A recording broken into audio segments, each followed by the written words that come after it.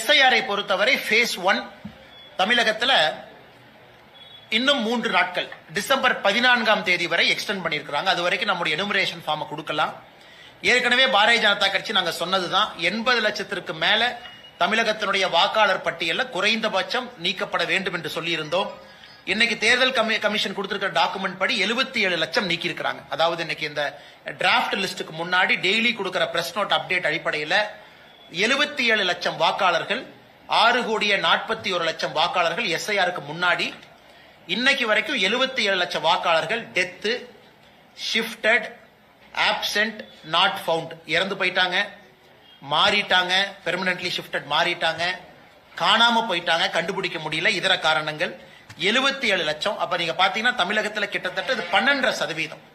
ஒரு வாக்காளர் பட்டியலில் 12% வாக்காளர்கள் இன்னைக்கு வரைவு வாக்காளர் பட்டியலில் இல்லை என்பது ஒரு விதத்தில் பெரிய ஒரு ஆச்சரியம் மட்டுமல்ல, அதிர்ச்சியும் கூட.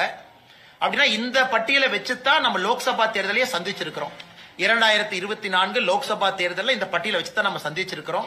12% வாக்காளர்கள் இல்லை. இன்னைக்கு அடுத்த இந்த 14 டிசம்பர் இந்த ஃபேஸ் முடிஞ்சதுக்கு அப்புறம் டிசம்பர் 19ஆம் தேதி வரைவு வாக்காளர் பட்டியல் வெளியிட இருக்கிறாங்க. அதை கண்ணும் கருத்துமா நம்ம பார்க்கணும்.